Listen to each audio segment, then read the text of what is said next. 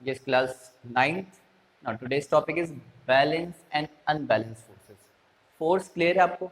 Force क्या है? It is a pull or push due to which state of rest, state of motion, direction, shape, size of body can change.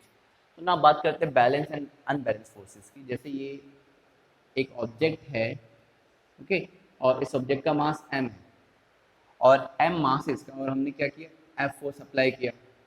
जब हमने F force apply किया तो ये मास m जो है, ये जो ऑब्जेक्ट है वो क्या होगा? एक्सेलरेट होगा. तो वो एक्सेलरेशन कैसे फाइंड करेंगे? According to second law of motion, F equal to m से एक्सेलरेशन आ जाएगा. लेकिन अगर मैं कहूँ कि F फोर्स इस डायरेक्शन में लग रहा है और यहाँ से एक और फोर्स लगेगा, तो ये F1 फोर्स हो जाएगा और इसकी वैल्यू F है, और ये F2 फोर्स हो जाएगा और इसकी वैल्यू भी F है, बट क्या है? डायरेक्शन अपोजिट है. तो क्या होगा? इस फोर्स को, ये फोर्स क्या होगी? डायरेक्शन अपोजिट है तो बैलेंस कर देगी. तो now in that case this force are called balance forces. Okay. अब इसमें आपने फ्रिक्शन का कंसेप्ट भी कहीं सुना है, तो फ्रिक्शनल फोर्स भी बता देते हैं, क्योंकि फ्रिक्शनल फोर्स कई बार बैलेंस फोर्स का काम करती है. तो यहाँ पे अगर फ्रिक्शनल फोर्स कहें, फ्रिक्शनल फोर्स क्या होता है, तो पहले फ्रिक्शनल फोर्स भी समझ लेते हैं. फ्रिक्शनल फोर्स वो फोर्स है जो कि अपोज करता है मोशन को. जैसे हैवी बॉक्स है, उस बॉक्स को, जैसे वो रेस्ट में है, जैसे ये है, इसको मैं फोर्स लगा रहा हूँ अभी मोशन में नहीं, क्योंकि मेरा फोर्स कम है. मेरे फोर्स को, जो फ्रिक्शन है मेरे इस डस्टर की सरफेस और मेरे हैंड के बीच में, यहाँ पे वो उसको क्या कर रहा है? बैलेंस कर रहा है. कैसे? तो मीन्स अगर हम फ्रिक्शन फोर्स को समझें यहाँ पे, तो ये जो बॉक्स है वो किसी सरफेस पे है रखा हुआ. तो इस सरफेस और इस बॉक्स के बीच में ये जो कांटेक्ट पॉइंट है, इस कांटेक्ट पॉइंट पर भी ये फोर्स हम अप्लाई कर रहे हैं, तो ये हो जाएगा हमारा अप्लाइड फोर्स. ठीक है, तो मैं यहाँ पे कह रहा हूँ एफ अप्लाइड फोर्स है. और यहाँ जैसे हमने अप्लाइड फोर्स इंक्रीज किया, जीरो से इंक्रीज किया, तो यहाँ पे क्या होगा? अपोजिट डायरेक्शन में, यानी हम चाहते हैं इस डायरेक्शन मोशन में आए, तो टेंड्स टू मूव. अब ये टेंड्स टू मूव है, यानी मोशन में आने वाला है, लेकिन अभी मोशन में नहीं आ रहा है. जैसे ये है, फोर्स लगा रहा हूँ, अभी मोशन में नहीं आ रहा, बट ज़्यादा फोर्स लगाऊंगा तो ये मोशन में आ जाएगा. अभी टेंड्स टू मूव कंडीशन में ये जो स्मॉल एफ से डिनोट करूंगा, this is called friction force या फ्रिक्शनल फोर्स. मीन्स ये वो फोर्स है जो कि पॉइंट ऑफ कॉन्टेक्ट, इसको कॉन्टेक्ट फोर्स भी कहते हैं, इसको कॉन्टेक्ट फोर्स इसलिए कहते हैं जब ये टू बॉडी कॉन्टेक्ट में होती है तो ये एक्ट करती है. और एक्ट कहाँ करती है? मोशन के अपोजिट, टेंड्स टू मूव या मोशन के अपोजिट. तो ये पॉइंट ऑफ कॉन्टेक्ट के टेंजेंशियली एक्ट करती है in the opposite direction of applied force या in the opposite direction of motion. तो फिलहाल अभी ये बॉडी जब तक मोशन में नहीं है, तो ये जो फ्रिक्शन है वो कहलाएगी static friction.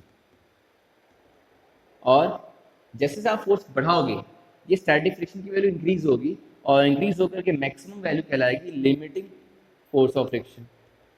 Limiting force of friction कहलाएगा ये.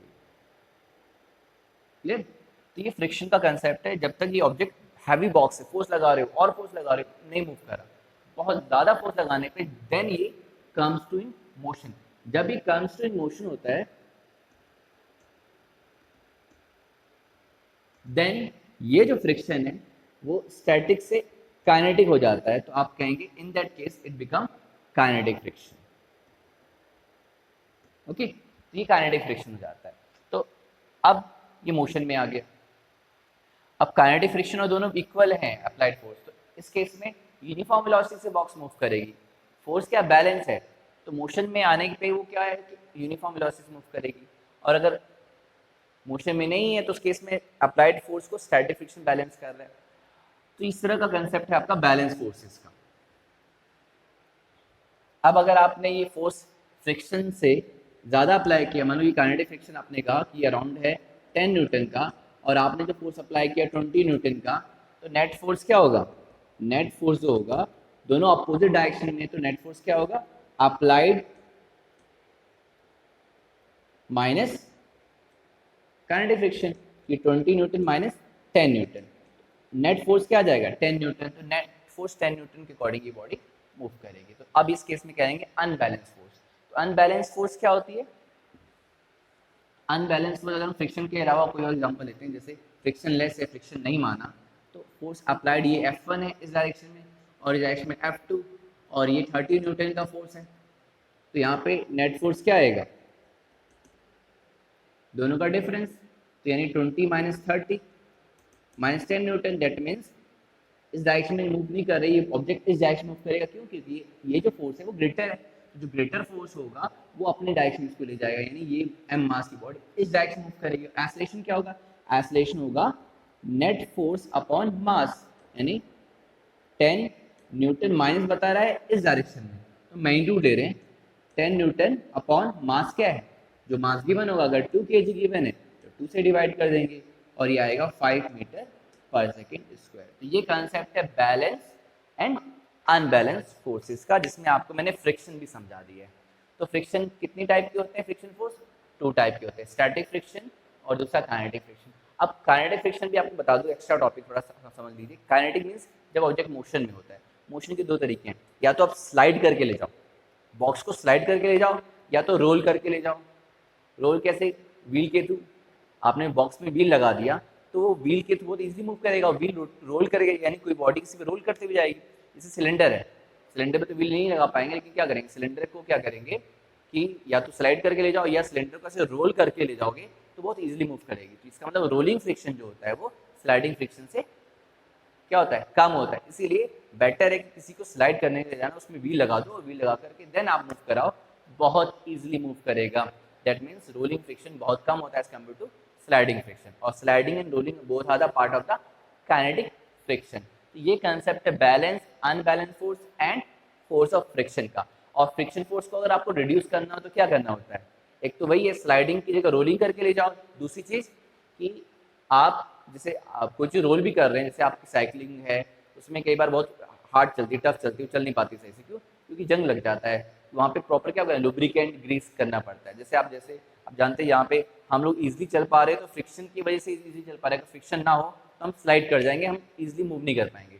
जैसे अगर किसी सरफेस पे ऑयल गिर जाए तो आप चल के जरा देखना, सही से चल नहीं पाएंगे, आप स्लिप कर जाएंगे, बार बार गिर जाएंगे, उठेंगे फिर गिर जाएंगे।